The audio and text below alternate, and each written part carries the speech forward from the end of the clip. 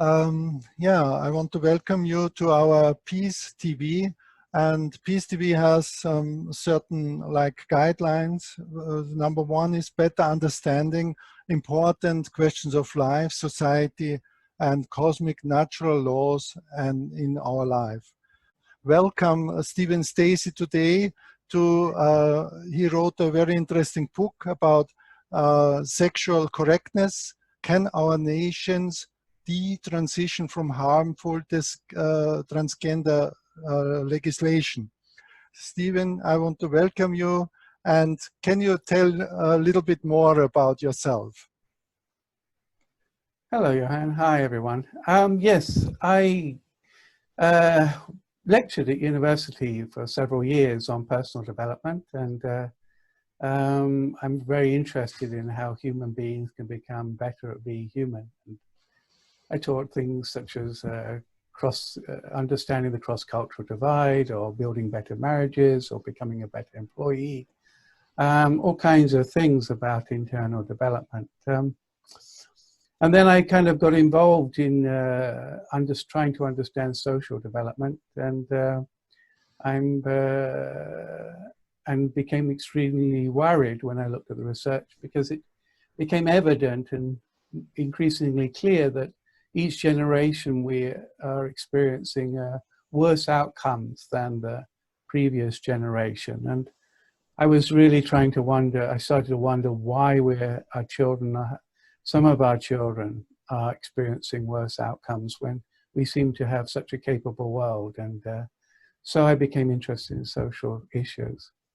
And I started writing a book on trying to understand social issues, and the transgender issue just grew and grew and grew, and it started to fill such a large part of the book, but that I decided to separate it off and create a book on its own, and which became entitled Sexual Political Correctness, Can Our Nations Detransition from Harmful Transgender Legislation? Because I started to see the damage that transgender legislation and policies were creating for many groups of people, and I just said that this is so much damage here to the social fabric that we have to try and understand this issue more deeply, and before we go too far down this road and create a lot of social damage in order to somehow comfort the feelings of a very, very small number of people.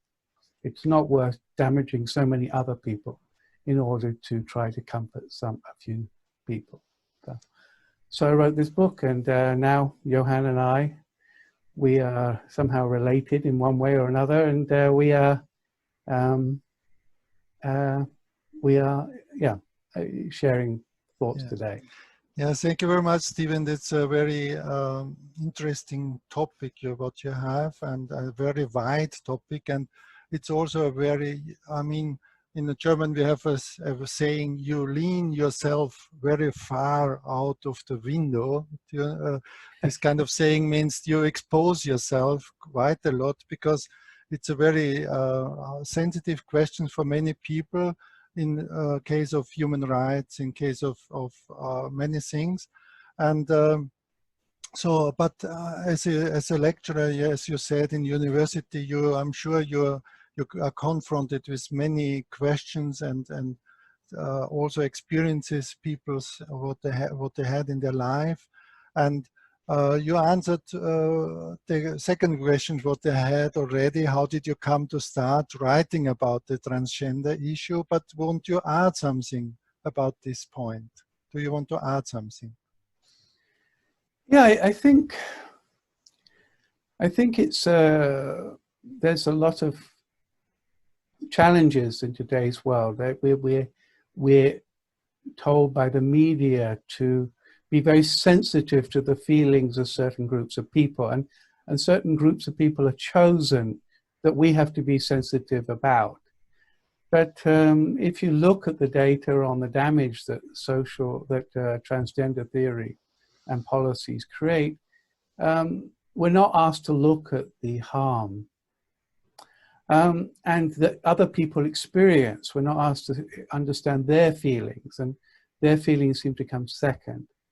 But I have a worldview. I developed a worldview where I was teaching about development, and because I taught a lot of positive psychology. And in positive psychology, we talk about three main areas of where human beings can get most fulfillment out of life, most joy, a feeling of being blessed. And one might call that the three blessings worldview, whereby there are three main areas of life. And the first is that if you visit a website like Authentic Happiness, which deals with positive psychology, you can see that there's three main areas, and one of them is called flow, which means becoming good at something, developing yourself, growing yourself, becoming good at your talents, your sports, becoming good with other people, just a sense of I can manage, I can do better, and that sense of becoming growing, it brings a lot of joy to people. And the second area which we talk about is like social relationships, families.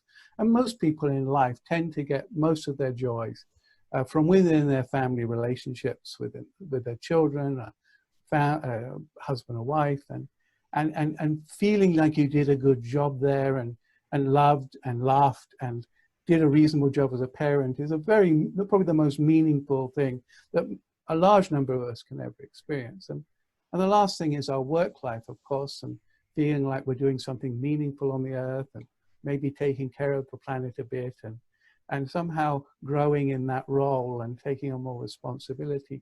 We find that people are far happier when they're growing and doing something meaningful. And so there's like three areas of life. And so I kind of analyze everything through that. And so if a culture is getting those three things right, if it's helping people develop in the area of flow and develop in families and doing better in their professional life, then the culture becomes happier, and people become happier in general.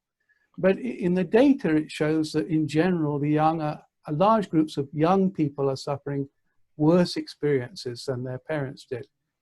And therefore, there's something within our cultures which is causing young people to either suffer within their ability to grow up and flow and develop, or more and more people are struggling to build long-term relationships. And it's hard for people to get on the property ladder, to save, and all kinds of things are happening amongst the poor, the young. And it's very evident in the data. And so I look at what is being corrupted within any area of the three blessings, three areas of life, to cause that negative effect. And so when the transgender issue comes along, it's very evident that the area of personal development for many young people was starting to be corrupted by this ideology or this theory, and it would bring about worse outcomes. And so it became, I became concerned about the development of some groups of children who would suffer worse outcomes with this theory. And so that's how I kind of got into it. It's a long story, but that's how I get there. Yeah, it's very interesting, Stephen, because you explained that this is like these three areas of blessing, which is really people should experience. But as I understand that it's not so easy anymore for young people to get to this point where they can really develop, and because there are so many obstacles, and one of them is this transgender issue, what you really researched very thoroughly, and you, in your book you bring many examples and studies, and it's really amazing what kind of collection of wisdom you accumulated. And for me it was striking that you say in a statement like that many people say, oh, he was born in a body of the wrong sex, and the woman is born in the body of a man, and the man is born in woman's body. And you research then in the book, and you really say that this you question this point that this doesn't have to be absolutely that even just somebody says, I feel I'm a man, because, or even have a body of a woman, and vice versa.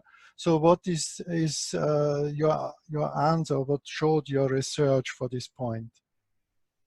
Yeah, well, you know, you kind of, it's developed, you know, over the last few years. I mean, we have to look back at the earliest moments of the transgender issue, and the first groups of people that became transgender.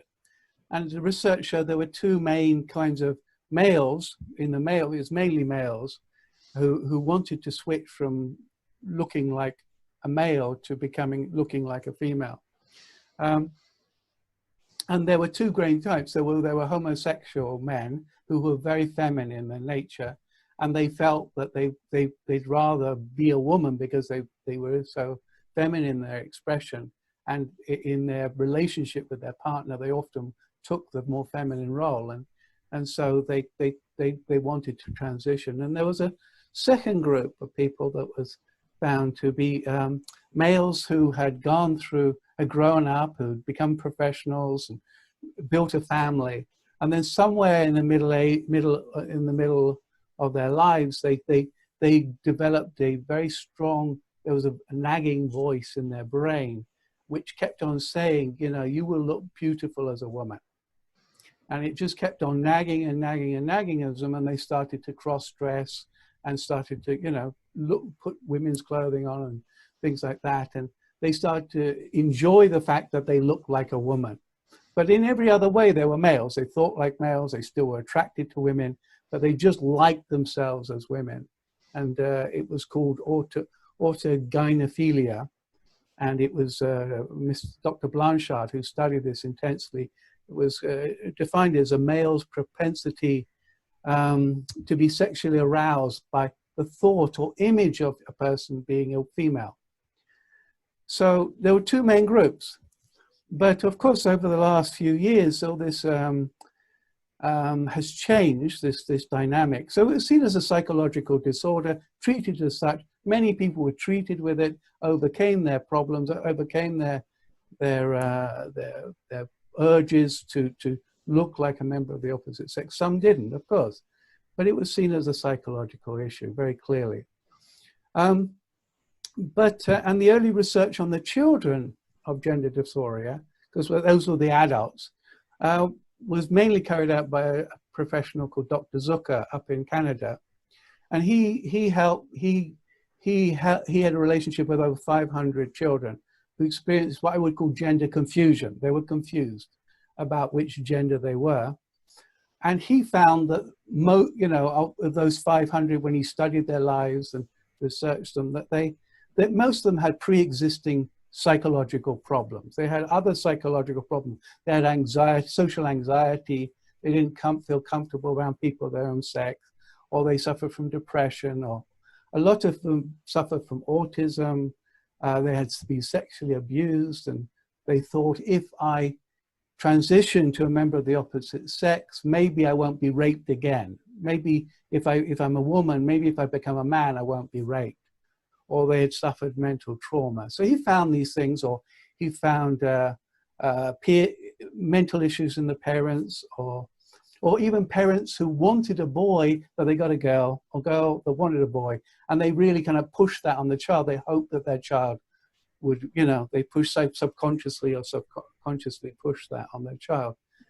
And so he found that these children had various psychological issues, and with time and patience, he could help them.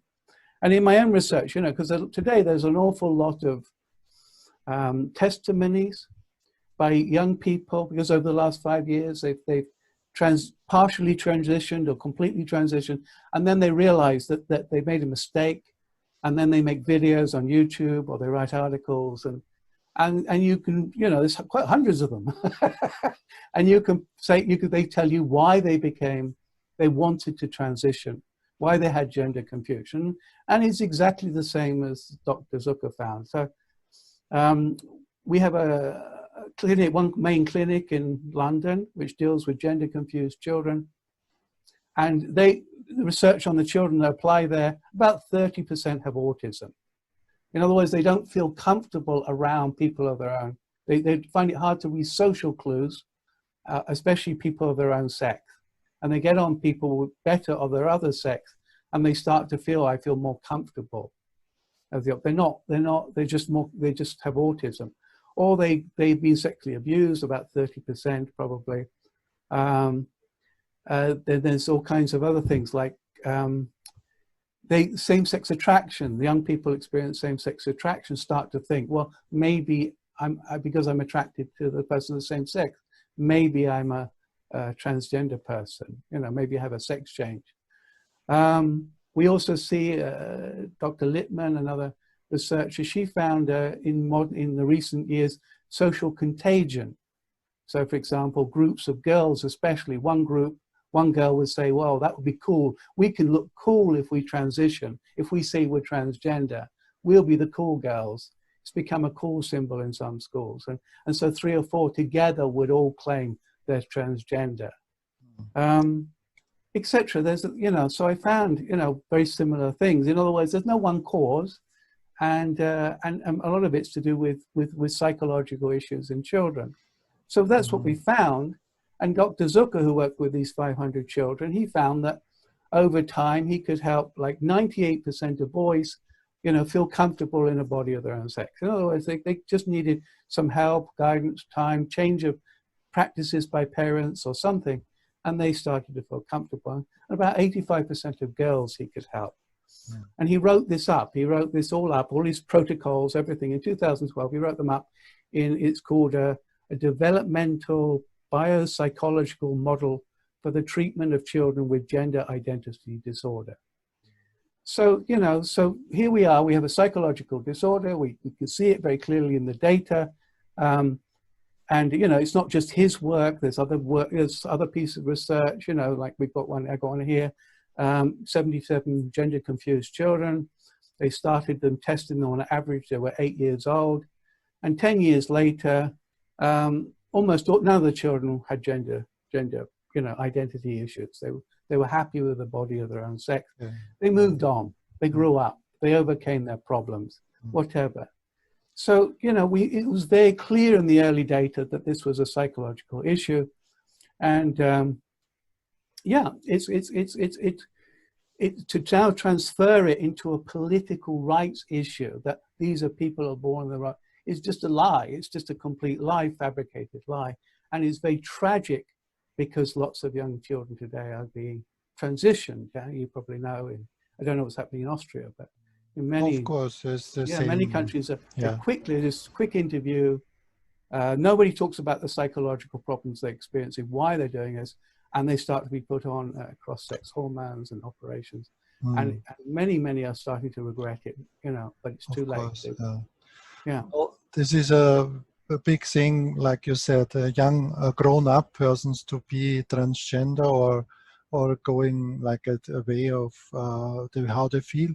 But for children in this young people, they are mostly the parents responsible. So you think that it's very important to also inform the parents, because I can imagine that many parents are quite helpless and getting also social pressure, and they don't want to think that their children are psychologically ill, because many parents are very, thinking, okay, if they want like this, let them go their way, because I love my child. I don't want to push it in something inside. But still, like you are warning, as I understand from the consequences, that there is this like a social pressure. There's also a lot of money involved in this kind of situations. It's not just that everybody is thinking of the well-being of these young people and thinking, okay, let them do as they are. And you suggested even that later, when they're grown up, if you leave them alone, more or less, or get some social, like psychological treatment, they would like develop like other young people, as a man, as a young lady. So what do you think, what are the like social or the money interests in this kind of development, that people are pushed and even cornered in that situation, that they are not shut down. They don't want to speak up about this kind of thing openly. Yeah, there's, I mean, all kinds of issues going. You know, every country is at a different stage of this issue, and they're doing different legislation in different countries. You know, some countries, the parents aren't allowed to stop the child. They're not even allowed to, some countries, you're not allowed to offer counseling to the children. You know, all kinds of things are going on, which make it extremely hard to help the child understand. You know, if the child has misdiagnosed their psychological issue, they've probably gone online, they've probably done a stupid test which says you're definitely transgender. They've been given advice and they believe they are, and that, you know, they're on a path, and yet, no, you know, some countries you can't do anything to stop that now. In some countries like Canada, your child will be taken away from you if you try to stop them. And so parents are caught, you know, they let their child transition, but then they have to look after this damaged, seriously damaged child often, or adult, and have to live with that for the rest of their life. And it's frightening, it's deeply frightening. And many people don't, many teachers especially, and social workers, do not understand the negative consequences of transitioning. Everything looks like, oh, they live happily ever after as a male or female. But it's just not like that. It's really tragic, yeah? I would say the transgenders lead the most tragic lives out of all people within the West, you would say, on average. Some, of course, some have very joy, you know, when they're young, they can look like women, they can have a joyful time, whatever. But over time, it's exhausting looking like them and keeping your body. So, you know, the first thing is that when you talk about transgendered individual who's gone through operation and taking, you know, what kind of life they have, you know, they have a much higher rate of health problems because they're taking drugs which are harmful for their body. They often have they find it difficult to find a job and keep a job. You know, therefore they are much higher rates of poverty. They have higher rates of homelessness. Some of them get into prostitution just to make money. They have to deal with their psychological problems, which haven't gone away often. That many quite a large number end up in prison. And so it's quite a difficult, very difficult life. Then, of course, they have extra violence from their partners who abuse them because that's the world of transgenderism. It becomes that. And, they find it hard to find a long-term partner. There's a lot of loneliness. So all the things that you would say, you know, constitute a you know, blessed life, you might say, building a family, a career, they're taken away from many of them, and they suffer loneliness, and as a result they suffer, you know, what's the point? Here am I, unhealthy, can't find a job, can't build all those things that give like meaning to life. And so they have a 20 times higher rate of suicide than the norm. And it's a tragic life for many of them. And, you know, so it's,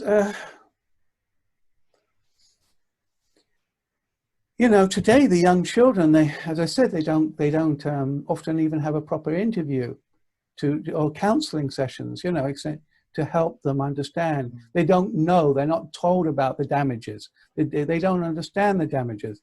You know, if you're taking cross-sex hormones, you know, a lot of young people are put on cross-sex hormone, or if they're young enough, puberty blockers to stop puberty.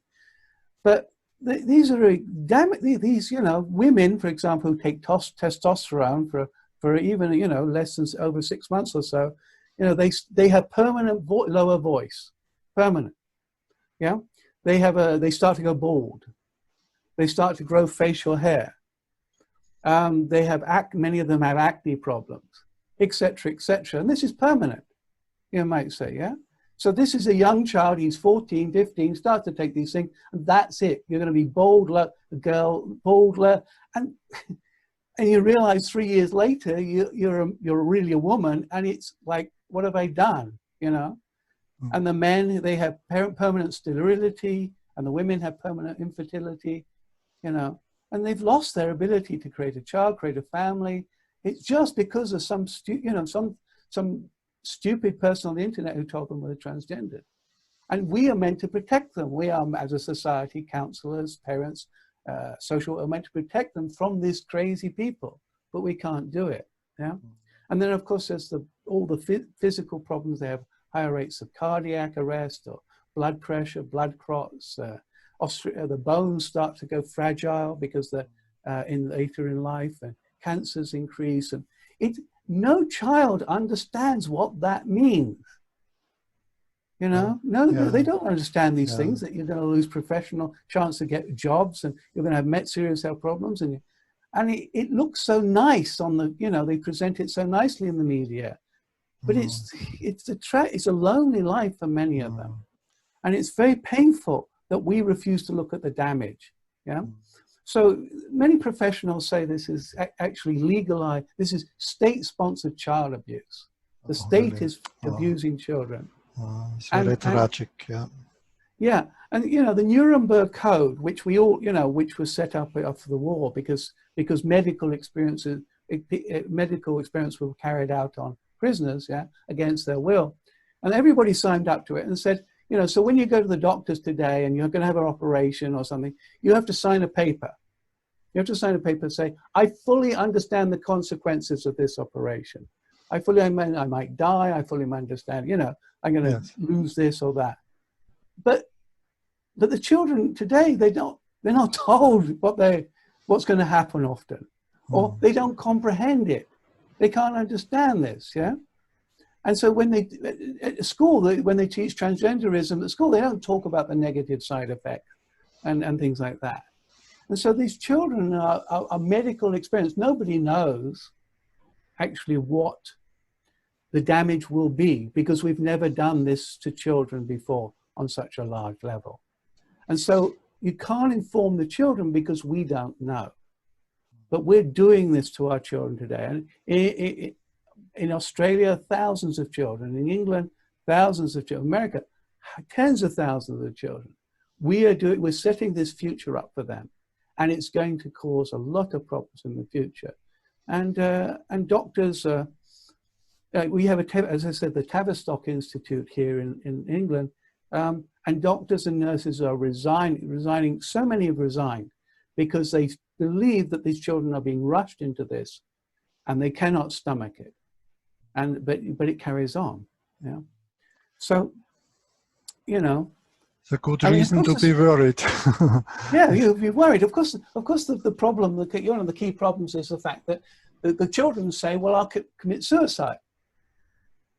They go online, they get the test, and they're told by these experts online that all you do is say, I'm going to commit suicide if you don't transition. Yeah? And so everybody's terrified. Okay. Nobody wants to feel, oh, I didn't transition that child and therefore they committed suicide. Yeah? But if you look at the early research, if you look at Dr. Zucker's work with 500 children and the early research, suicide was just wasn't really at all mentioned. It just wasn't an issue. Yeah. Of course, children who have been sexually abused, physically abused, autism, have been bullied for all kinds of reasons or whatever, are automatically more likely to have suicidal thoughts. It's just a fact of life. And so when you ask a transgender child, of course, on average, they're going to have higher rates of suicidal thoughts, but it could be for any reason, and they could commit suicide for any one of those reasons. Yeah. But people, because the media takes that one child that says I'm transgendered, who commits suicide, and says, why didn't we help them and transition? Then everybody's, the professional are terrified of being seen to be that person who stopped them. Oh, I see. Yeah. But the media refuses to report all the children who did transition and do commit suicide. They don't make a big deal. Why did you let that child transition? They don't say anything. So the media makes it a one-way street, makes it hard for professionals to do their job, to speak truthfully. And it's very, very problem, because if you listen to the people online, if you just go on YouTube and try detransition, and listen to their testimonies about the difficulties of their life, it's very painful. And many of them say, I wish somebody had listened to me and really understood my problem before I did this and became sterile. You know? Yeah, that's very, very, how to say, really tragic that so many things happen. And like you say, the personal consequences of young, like grown up people is already tragic enough because of the social consequences, because no families, no children come. Then of course, then the other question comes, even there are two men, two women live together, they still want to have children. And but of course the social consequences, I think it will, the community will have to pay for that, basically. The community in the has to future. pay. And for young children and young people, let's say under 20 or under 18, it is the parents' responsibility. But as you said, parents get pressure from the society, media. I think the media cannot be surprised if nobody believes them anymore, because they are not acting responsible, as I can take it from your words. Because if they would take it responsible, then they would research and see both sides of the coin, that there are many issues behind, and you cannot so simply say, oh, if he wants that, give him that. And the other point, what you mentioned in your book, is like, and what the title is also, as a nation, that we make laws to make it very difficult to detransition or to turn away from this harmful transgender, because almost nobody believes you that you want to detransition. And how do you see that? For example, How do I see the legislation? Or? Yes, how do they push these laws that is more difficult to transition? I mean, there's one has to kind of catch, like, why is it happening? Because the doctors, as I said, the doctors who used to work with these children, the ones that the earlier years, they say, well, what are you doing? You can talk to them, you can listen to them online. They give videos and they talk about the history, and they talk about why it shouldn't be done. But still the governments push ahead, and one has to question why it's happening, what happened. Yes. And of course the first thing is that the first problem is that some because the earliest hospital that kind of mainly helped people transition was called John Hopkins in America. There was kind of, and they follow these people, and they tried to see what happened to them, and they found some led more contented lives, but an awful lot had worse lives, and an awful lot had just still had the psychological problems. And so they stopped the operation. They said, these operations, if we did another operation which created worse outcomes for 50% of the patients than before the operation, we wouldn't issue, we would try and find another way to solve the problem. So they stopped the operations. But still, some doctors, very corrupt doctors, wanted to push ahead with this because the money involved, especially, and they formed an association called WPATH, and they've created what I would call corrupt research, which had no, they had no. In all good research, you have to have another group which going another path. You follow the path of one people, and they didn't have, any other group. They only followed children who they transitioned, and they only peer reviewed. Normally, when you do the research, you have to send the review, the research out to others.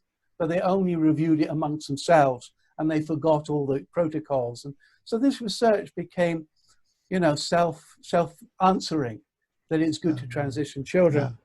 And they became the main voices within the medical, about transitioning within the medical association, some medical associations. So the medical sessions said, well, what would you do to these children? And then they, in the protocols of the psychological protocols, they start putting this suggested, protocols of this corrupt organization. And then, so that's troubling. And then you've got transgender individuals who are very wealthy, extremely wealthy people who maybe run corporate, there's a couple and who run a very wealthy, they're very rich, and they run a large corporation which deals with drugs and these kind of things. And they think, well, we want to support the transgender cause because we're transgendered, and we're going to we'll pay a university, and they'll set up a department of transgender studies, and you get we will train doctors, and we'll train these, and these doctors then write research papers, and then you get a whole. And then, of course, these corporations, these start coming in because they start using their drugs and equipment and things like that. So, and this is lifelong drugs, yeah. So it's very, very wealthy, Okay. And so you get corporations starting to, influence the universities with money, and then you've got the university itself, which is. How one say, there are political activists within the university system itself which are quite happy to support this because they know it weakens the West, which is something they've trying to do for years, and they also know this theory brings more power to government. They understand that it limits free speech, it gives more power to the government, and they want the government to have more powers, and they want decay, and they push it as well. So. And then you get other groups like, for example, maybe, abortion providers who start saying, well, we can start to also provide services for transgenders. We can provide medicines on a daily basis. So they start, offering political contributions so that the politicians will pass laws to allow children to walk into them and get drugs without parental consent. And then they get money, and it just takes on a life of its own. Then you got the media who are, who just refuse to do any proper research on it, and they're guided by like a media watchdog. What should be said on transgender issue and what shouldn't be said, and they're not allowed to say anything else. So this watchdog, once it gets infected, that media can only kind of say what the transgender. And follow the transgender story of born in the wrong body, and it just takes on a life of its own, and nobody's allowed to fight back. Anybody who says anything different is called transphobic, and not these are people who need mental health and need help, and we need to stop transitioning young children, and it just becomes impossible to stop it almost, and politicians themselves become frightened. A research was done on the politicians in England, for example. Okay. And they were asked, how free do you feel to talk about this subject with science in mind? How free and open do you feel? And over 50% said they were terrified of talking about it, to be seen as transphobic by the media, to be picked on, and to be hounded out of their, because the media would treat, go after them. So they can't even the legislators can't pass healthy legislation because they're frightened of their careers. Then you're really stuck. As people, you're as a nation, you're stuck in this groove, and the media makes sure that you're stuck. And it's a big issue, because many politicians, they are not specialists in this in many cases, like education they're not or health. But if they don't listen to the right experts or even take of course they have to take the decision basically, but at least to get both sides, not to really see and then they would evaluate what is good for what is good for society and for the most of people.